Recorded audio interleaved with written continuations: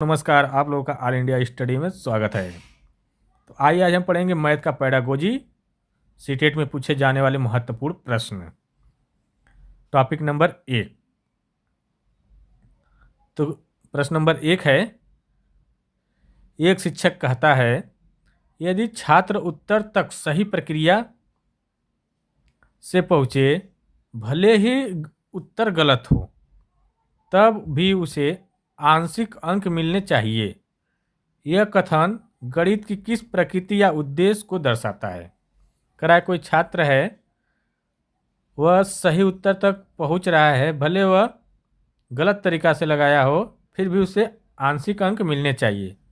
यह गणित की कौन सी प्रकृति या उद्देश्य को दर्शाएगा? ठीक ना। तो देखिए, ये जो दर्शाएगा, गणित हमेशा कैसी मानी जाती है? तार्किक मानी जाती है। ठीक ना।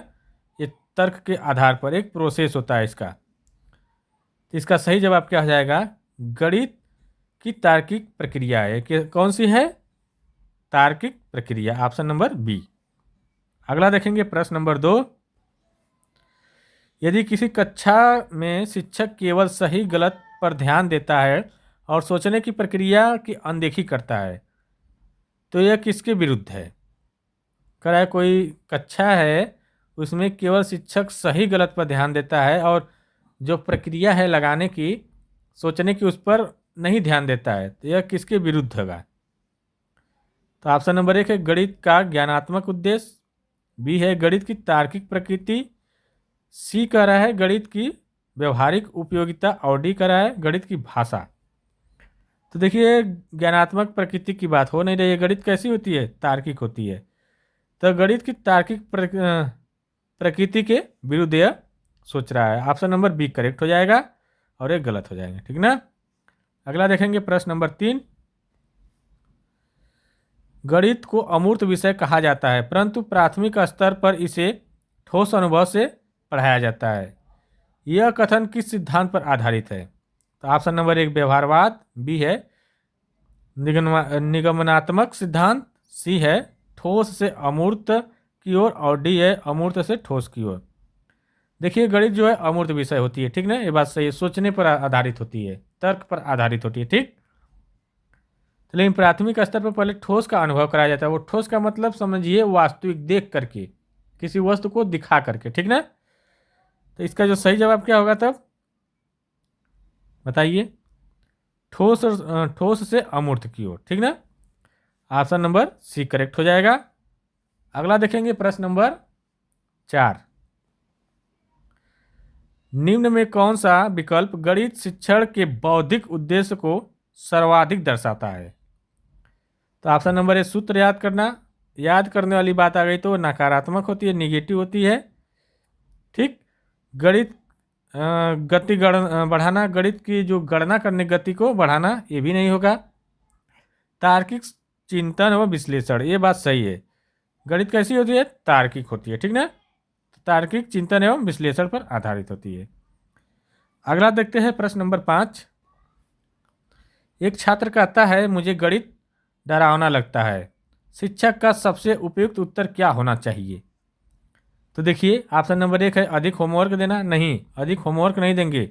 गणित उसको डर लग रही है तो होमवर्क देंगे तो और डरेगा। कठिन प्रश्न का अभ्यास कराएं, कठिन कराएंगे तो और डरेगा। ठीक ना। गतिविधि आधारित एवं अनुभवनात्मक शिक्षण अपनाना, ये बात सही है। गतिविधि होनी चाहिए, गतिविधि आधारित, जिसमें बच्चे को रुचि हो, खेल कूद के भावना के द्वारा उसको सिखाएंगे तो वो डर क्या होगी? समाप्त हो जाएगी। ठीक है। अगला देखेंगे प्रश्न नंबर 6। गणित शिक्षण में रटंत को हतोत्साहित करने का प्रमुख कारण क्या है? ऑप्शन नंबर ए रटंत समय लेती है, तो ये बात तो रटने वाली बात गलत हो गई। रटंत से अंक कम आते हैं, ये भी गलत। रटंत तार्किक सोच के विकास में बाधक है। ठीक ना। ये बात सही है। अगर रटेगा तो जो सोचने की क्षमता हो क्या होगी? बाधक होगी। ठीक ना। अगला देखेंगे प्रश्न नंबर 7। 7 है गणित के नियम हर देश हर समय समान रहते हैं। यह कथन गणित के किस विशेषता को दर्शाता है? तो देखिए, हर जगह की बात हुई, सार्वभौमिकता को दर्शाएगा। ठीक है। हर जगह की बात हुई, चाहे किसी देश में हो चाहे किसी समय भी हो, हमेशा हर जगह एक ही नियम होता है। जैसे 2+2 तो ये 4 ही आएगा, किसी देश में 6 नहीं हो सकता है, ठीक ना। तो इसलिए क्या ऑप्शन हो जाएगा, ऑप्शन नंबर सी, सार्वभौमिकता। अगला देखेंगे प्रश्न नंबर 8। 8 है, यदि शिक्षक बच्चों से प्रश्न पूछकर स्वयं नियम तक पहुंचने का अवसर देता है तो वह गणित की किस विशेषता को बढ़ावा दे रहा है। कह रहा है कि अगर शिक्षक है वह प्रश्न पूछ करके स्वयं नियम तक पहुंचने का अवसर देता है, बच्चों को कह रहा है तुम खुद पहुंचो नियम तक, तो यह किस विशेषता को बढ़ावा दे रहा है। इसका मतलब है कि ये रचनावादी कर रहा है, ठीक ना, रचनात्मकता को बढ़ावा दे रहा है। तो ऑप्शन के देखते हैं, शिक्षक केंद्रित शिक्षण, शिक्षक केंद्रित नहीं होगा, बाल केंद्रित होगा, क्योंकि बालक को कह रहा है ना रटनत आधारित, रटनत नकारात्मक होता है, गलत। रचनावादी शिक्षण, ये बात सही है, रचनावादी कर रहा है, ठीक ना, व्याख्यान विधि नहीं। अगला देखेंगे प्रश्न नंबर 9। निम्न में कौन सा कथन गणित शिक्षण में भावात्मक उद्देश्य के विरुद्ध है। ऑप्शन नंबर ए, आत्मविश्वास विकसित करना, बी है रुचि उत्पन्न करना, सी भयमुक्त वातावरण बनाना, और डी है केवल सही उत्तर पर जोर देना। कह रहा है गणित में गणित शिक्षण जो कि भावात्मक उद्देश्य के विरुद्ध है, विरुद्ध कर रहा है। तो देखिए, आत्मविश्वास विकसित करना ये भावात्मक है, रुचि उत्पन्न करना ये भी क्या है, भावात्मक आएगा, भयमुक्त वातावरण ये भी भावात्मक, लेकिन केवल सही उत्तर पर जोर देना ये भावात्मक नहीं है। तो इसका सही जवाब ऑप्शन नंबर डी हो जाएगा। यहाँ पर विरुद्ध पूछा है इसलिए, ठीक ना। प्रश्न नंबर 10 देखेंगे। सीटेट परीक्षा में पूछा जाता है गणित सीखने का सर्वोत्तम परिणाम क्या है, तो सबसे उपयुक्त उत्तर कौन सा होगा। ऑप्शन नंबर 1 है छात्र सभी सूत्र याद कर ले, याद करने वाला बात नेगेटिव होता है, नकारात्मक। छात्र तेजी से गणना करे, ये भी नकारात्मक। छात्र तर्क के साथ समस्या को हल करे, ये बात सही है, ठीक ना। ये 90% अंक लाना ये भी गलत है, ठीक ना, नकारात्मक होता है। अगला देखेंगे प्रश्न नंबर 11। एक शिक्षक कहता है गणित पढ़ाने का उद्देश्य बच्चों को तेज गणना में निपुण बनाना है। यह सीटेट के दृष्टिकोण से यह कथन क्यों अपूर्ण माना जाएगा। ऑप्शन नंबर 1 है क्योंकि गणित में गणना की आवश्यकता नहीं होती है, ठीक। बी है क्योंकि गणित केवल सूत्रों का विषय है, देखिए सूत्रों का विषय नहीं है, और गणना की आवश्यकता नहीं, तो ये भी गलत है, गणना की आवश्यकता होती है। सी है क्योंकि गणित का मुख्य उद्देश्य तार्किक सोच एवं समस्या समाधान, ये बात सही है, ऑप्शन नंबर सी हो जाएगा। एक केवल है तो नकारात्मक है, तो गलत हो जाएगा, ठीक। अगला देखेंगे प्रश्न नंबर 13। यदि किसी कक्षा में छात्र गणितीय नियम को बिना समझे याद कर लेता है तो यह गणित की किस प्रकृति के विरुद्ध है। कह रहा है बिना सोचे समझे क्या कर रहा है, नियम को याद कर ले रहा है, रट ले रहा है, तो किसके विरुद्ध है। ऑप्शन नंबर ए सार्वभौमिकता के, बी है सटीकता के, सी है तार्किकता के, और डी है अमूर्तता के। तो देखिए यह तार्किकता के विरुद्ध है, तर्क नहीं कर रहा है, बिना सोचे समझे क्या कर रहा है, वह नियम याद कर रहा है, सोच नहीं रहा है, तो इसका मतलब तर्क नहीं कर रहा है, तो ऑप्शन नंबर सी करेक्ट हो जाएगा, इसी के विरुद्ध है, ठीक ना। अगला देखेंगे प्रश्न नंबर 14।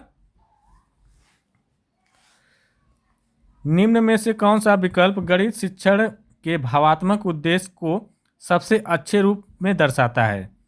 तो ऑप्शन नंबर 1 है छात्र सूत्र लिख सके, गलत बात, सूत्र लिखना सिर्फ क्या नकारात्मक हो जाएगा। छात्र प्रश्न हल करे, ये भी गलत। सी है छात्र गणित के प्रति भयमुक्त एवं आत्मविश्वासी बने, ये बात सही है, ठीक ना। भयमुक्त रहेगा तभी छात्र क्या करेगा, तर्क करेगा, सोचेगा और बढ़िया से सीखेगा, ठीक। प्रश्न नंबर 15 है एक शिक्षक वास्तविक जीवन की समस्याओं से गणित की अवधारणा समझता है, यह गणित शिक्षण के किस उद्देश्य से संबंधित है। तो ऑप्शन नंबर 1 ज्ञानात्मक, बी है व्यवहारिक, सी है भावात्मक, और डी है सौंदर्यात्मक। तो कह रहा है कि एक शिक्षक है वास्तविक जीवन की समस्याओं से गणित की अवधारणा समझता है। जब गणित की अवधारणा समझता है वास्तविक जीवन से, तो इसका मतलब हो जाएगा यह व्यवहार की बात कर रहा है, व्यवहारिक होगा, ठीक ना। दैनिक, तो देखिए क्या हो जाएगा, व्यवहार से जुड़ा हुआ है, व्यवहारिक उद्देश्य है, तो इसका सही जवाब हो जाएगा ऑप्शन नंबर बी। अगला देखेंगे प्रश्न नंबर 16। सीटीएट के अनुसार गणित को भाषा कहे जाने का सबसे उपयुक्त कारण क्या है? तो ऑप्शन नंबर 1 है इससे कठिन शब्द होते हैं। इनमें क्या होते हैं? कठिन शब्द होते हैं? नहीं, गलत बात। इनमें केवल केवल आ गया तो नकारात्मक है, निगेटिव काट दो। करा इनमें संकेत, प्रतीक एवं चिन्हों का प्रयोग होता है, सही बात है। ऑप्शन नंबर सी करेक्ट हो जाएगा। प्रतीक का होता है, संकेत का होता है, ठीक ना, चिन्ह का प्रयोग होता है, ठीक ना। गणित प्रतीकों में एक क्या है? सार्वभौमिक भाषा होती है, ठीक ना। अगला देखते हैं प्रश्न नंबर 17।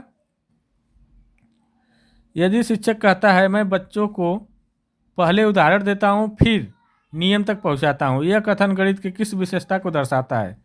तो देखिए, पहले उदाहरण अगर देगा तो आगमन विधि होगा, ठीक ना।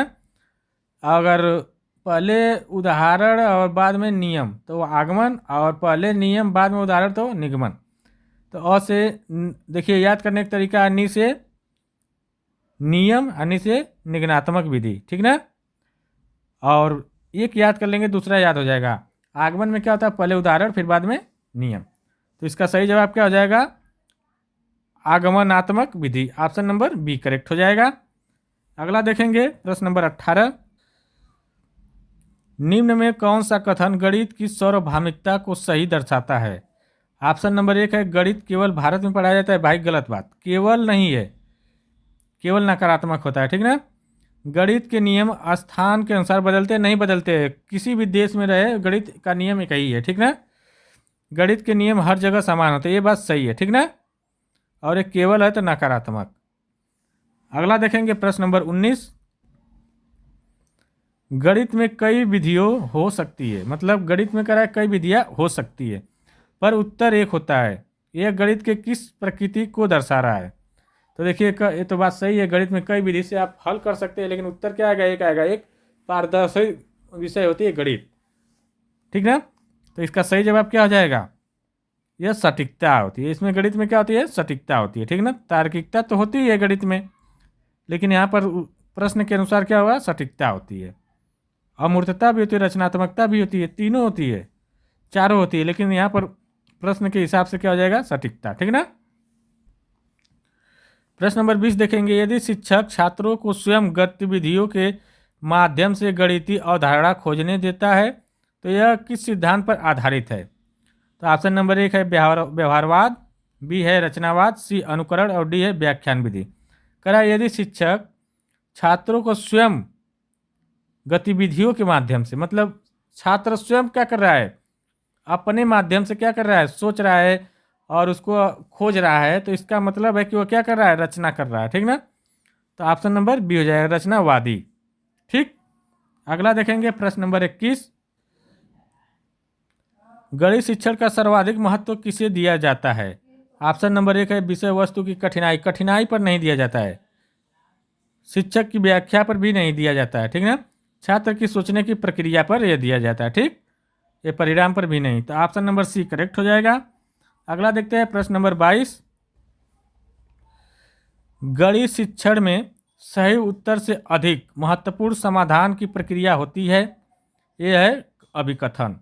और रीजन जो है, कारण क्या करा? गणित का मुख्य उद्देश्य छात्रों में तार्किक सोच का विकास करना, ये बात तो सही है, आर तो सही है। ये देखते हैं गणित शिक्षण में सही उत्तर से अधिक महत्वपूर्ण समाधान की प्रक्रिया, ये भी बात सही है, ठीक ना। उत्तर सही लाने से पहले प्रक्रिया कैसे लगा रहे हैं, तर्क के आधार पर कैसे हल कर रहे हैं, उसकी प्रक्रिया कैसे है, सही जो नियम है उस हिसाब से कर रहे हैं कि नहीं, उस पर बल देती है, ठीक ना। तो इसका सही जवाब हो जाएगा ए और आर दोनों सही है तथा आर ए की सही व्याख्या करता है। ऑप्शन नंबर 1 करेक्ट हो जाएगा, ठीक। प्रश्न नंबर 23 है अभिकथन का राय एजर्सन। प्राथमिक स्तर पर गणित को ठोस अनुभव के माध्यम से पढ़ाया जाना चाहिए, बात तो सही है। प्राथमिक स्तर के बच्चे को वास्तविक रूप से वस्तु को दिखा करके पढ़ाया जाना चाहिए, बात सही है। और रीजन का रहा है छोटे बच्चे अमूर्त चिंतन करने में सक्षम नहीं होते, ये बात भी सही है, ठीक ना। तो ये भी सही है, तो इसका सही आंसर क्या हो जाएगा? ए और आर दोनों सही है तथा आर ए की सही व्याख्या भी कर रहा है, ठीक। अगला देखेंगे प्रश्न नंबर 24।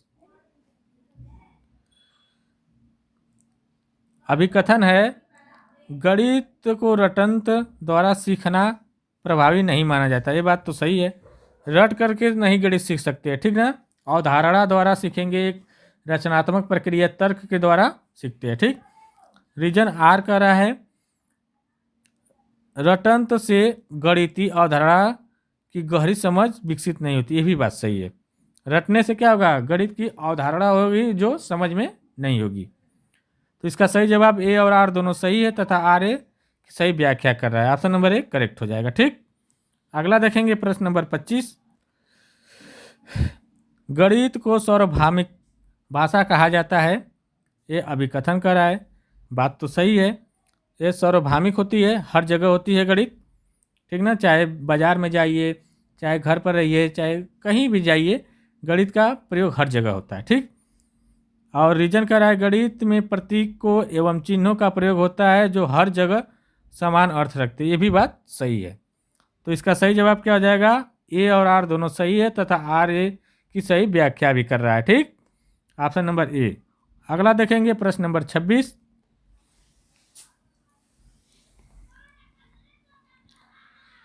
गणित शिक्षण का अभिकथन है गणित शिक्षण का व्यवहारिक उद्देश्य दैनिक जीवन की समस्या से जुड़ा है। बात तो सही है, दैनिक जीवन में हर जगह काम आता है। बाजार में जाइए, 1 किलो चावल दाल जो भी लीजिए उसमें गणित का प्रयोग होगा।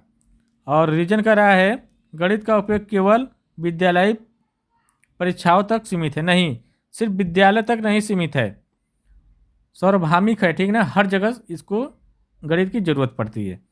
तो ये गलत हो गया, ए सही और आर गलत। तो ऑप्शन नंबर क्या हो जाएगा, ए सही और आर गलत। ऑप्शन नंबर सी करेक्ट हो जाएगा। अगला देखेंगे प्रश्न नंबर 27।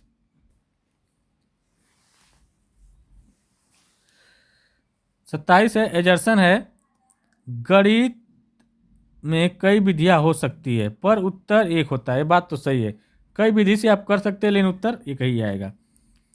रीजन कह रहा है गणित में सटीकता एवं निश्चितता होती है। ये भी बात सही है। तो इसका सही जवाब हो जाएगा ए और आर दोनों सही है तथा आर ए की सही व्याख्या भी कर रहा है। ऑप्शन नंबर ए करेक्ट हो जाएगा। अगला देखेंगे प्रश्न नंबर 28। एजर्सन है गणितीय भय सीखने में बाधक होती है। ये बात तो सही है, अगर गणित में भय रहेगी तो सीखने में क्या होगी, बाधक होगी। ये बात तो बिल्कुल सही है।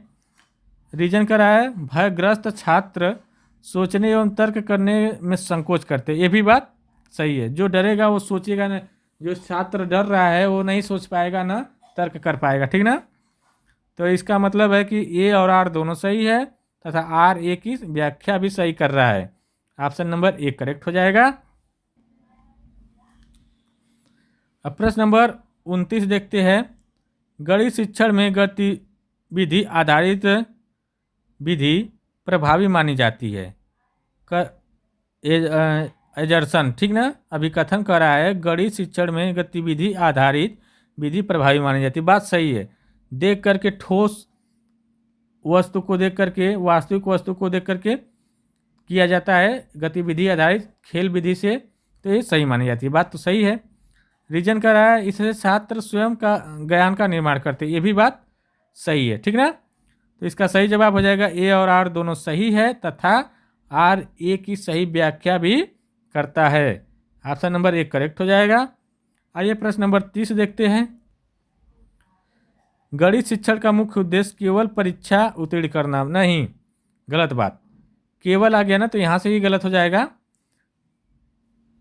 तो गणित शिक्षण का मुख्य उद्देश्य होता है अवधारणा को जानना, रचनात्मक तरीके से गतिविधि आधारित शिक्षण करना, तर्क करना, ठीक ना। और रीजन कह रहा है गणित में तार्किक एवं विश्लेषणात्मक क्षमता विकसित होती है। ये बात सही है। तो इसका सही आंसर क्या होगा, ए गलत और आर सही। कहाँ है, ऑप्शन नंबर सी, ए गलत आर सही है। अगला देखेंगे प्रश्न नंबर 31। एजर्सन कर रहा है, कहाँ गया भाई, एजर्सन है गणित सीखने में अनुभवात्मक अधिगम महत्वपूर्ण भूमिका निभाता है। बात तो सही है, अनुभव जरूरी होता है। ये बात तो सही है। रीजन कर रहा है बच्चे करके सीखने से अवधारणाओं को बेहतर समझते हैं। ये भी बात सही है, जो करके सीखता है वो अस्थायी ज्ञान होता है, ठीक ना। तो ए और आर दोनों सही है तथा आर ए की सही व्याख्या भी कर रहा है। ठीक, आज यहीं तक पढ़ेंगे। 31 क्वेश्चन बहुत महत्वपूर्ण क्वेश्चन थे। और वीडियो अच्छी लगे तो चैनल को लाइक शेयर सब्सक्राइब कर दीजिए। अब मिलते हैं अगले वीडियो के लिए, तब तक के लिए नमस्कार।